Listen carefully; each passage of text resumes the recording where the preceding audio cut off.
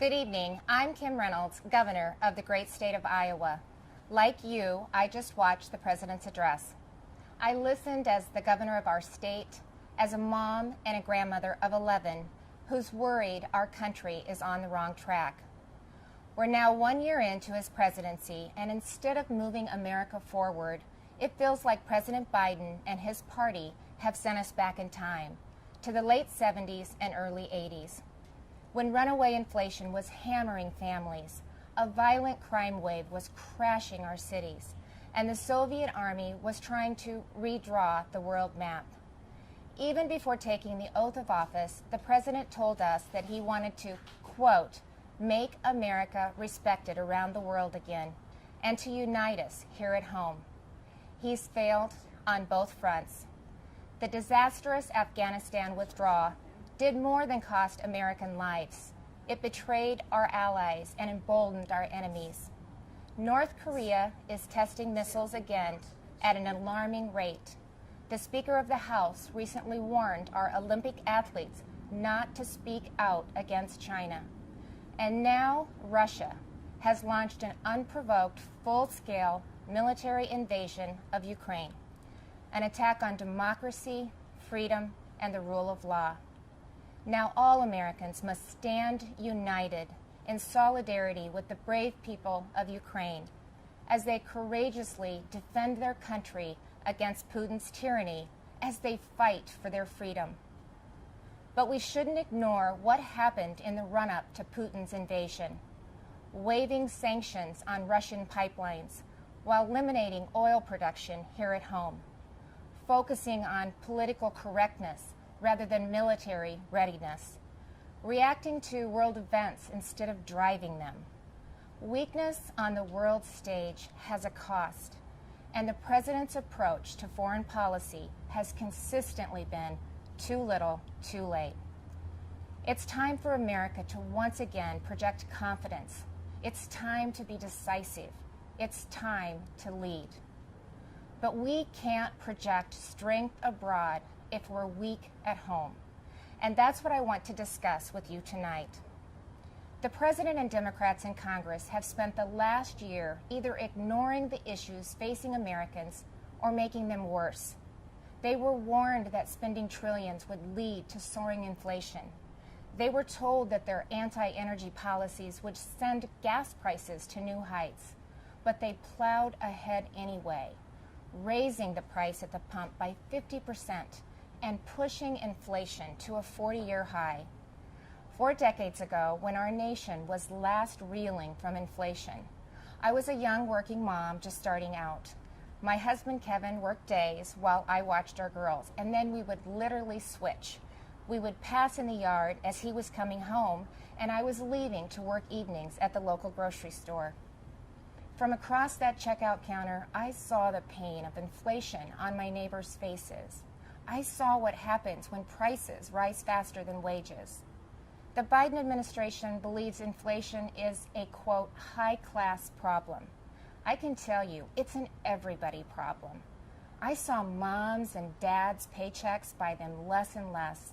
I watched working people choose which essentials to take home and which ones to leave behind. And now President Biden's decisions have a whole new generation feeling that same pain.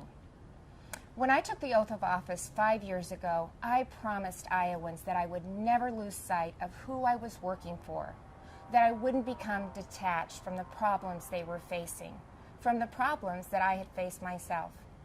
But you don't have to check groceries to see what high inflation does to people. You just need to step outside of the DC bubble. Talk to Americans about what's on their mind. Ask them, what are your concerns? What keeps you up at night? And they'll tell you. And I can tell you what's not on that list. They won't tell you that spending trillions more and bankrupting their children is the answer to their problems. They won't tell you that we should be paying people not to work. And they certainly won't tell you that we should give billions in tax giveaways to millionaires and billionaires in Democrat-controlled states like California, New York, and New Jersey. But that's what the Biden administration has been pushing for over the last year. And that's all part of Build Back Better. Thankfully, the president's agenda didn't pass because even members of his own party said enough is enough. Well, the American people share that view. Enough is enough. And it's not just with DC spending. Americans are tired of a political class trying to remake this country into a place where an elite few tell everyone else what they can and cannot say, what they can and cannot believe. They're tired of people pretending the way to end racism is by categorizing everybody by their race. They're tired of politicians who tell parents they should sit down, be silent, and let government control their kids' education and future. Frankly, they are tired of the theater, where politicians do one thing when the cameras are rolling and another when they believe you can't see them. Where governors and mayors enforce mandates but don't follow them. Where elected leaders tell their citizens to stay home while they sneak off to Florida for sun and fun. Where they demand that your child wear a mask, but they go maskless. So you've heard the excuses. They were just holding their breath. But it's the American people who are waiting to exhale, waiting for the insanity to stop. We now live in a country where violent crime is out of control. Liberal prosecutors are letting criminals off easy, and many prominent Democrats still want to defund the police. You know, it seems like everything is backwards. The Biden administration requires vaccines for Americans who want to go to work or protect this country, but not for migrants who illegally cross the border. The Department of Justice treats parents like domestic terrorists, but looters and shoplifters roam free. The American people are left to feel like they're the enemy. This is not the same country it was a year ago. The president tried to paint a different picture tonight, but his actions over the last 12 months don't match the rhetoric. It's not what he promised when he took office. But it doesn't have to be that way. There is an alternative. Across the nation, Republican governors and legislators are showing Americans what conservative leadership looks like, what it means to respect the people we serve, to hear them out, to stand up for them and walk alongside them. We know that our problems require bold action, but we also know that bold action doesn't have to mean government action. It's Americans making their own decisions for their own families and future. Republican governors face the same COVID-19 virus head-on. But we honored your freedoms and saw right away that lockdowns and school closures, they came with their own significant cost, that mandates weren't the answer. And we actually listened to the science, especially with kids in masks and kids in schools. What happened and is still happening to our children over the last 2 years is unconscionable. Learning loss, isolation, anxiety, depression. In so many states, our kids have been left behind, and so many will never catch up. That's why Iowa was the first state in the nation to require that schools open their doors. I was attacked by the left, I was attacked by the media, but it wasn't a hard choice. It was the right choice. And keeping schools open is only the start of the pro-parent, pro-family revolution that Republicans are leading in Iowa and states across this country. Republicans believe that parents matter. It was true before the pandemic, and it has never been more important to say out loud. Parents matter. They have a right to know and to have a say in what their kids are being taught. Families also have every right to live in a safe and a secure community, and that begins with a safe and secure country. But the Biden administration has refused to secure our border.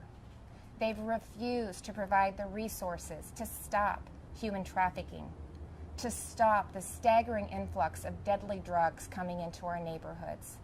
They've refused to protect you. With Texas and Arizona leading the way, I, along with Republican governors from several states, have sent resources to the border. And we've actually gone to the border, something that our president and vice president have yet to do since taking office. On the economy, the contrast couldn't be more stark.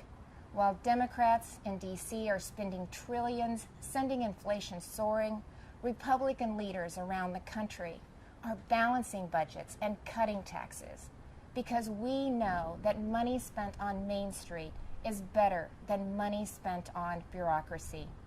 Today, I signed legislation that eliminates Iowa's tax on retirement income and sets our tax rate at 3.9%. That's less than half of what it was just 4 years ago. And it shouldn't come as a surprise that out of the top 20 states with the lowest unemployment rates, 17 have Republican governors. Republicans may not have the White House, but we're doing what we can to fill the leadership vacuum. And on the issues that are affecting Americans, Republicans are leading. We're standing up for parents and kids. We're standing up for life.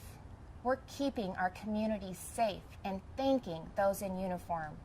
We're fighting to restore America's energy independence, and that includes biofuels. We're getting people back to work, not paying them to stay home. Most of all, we're respecting your freedom. Behind me stands Iowa's Capitol, where we display our state motto, our liberties we prize and our rights we will maintain. And those aren't just empty words.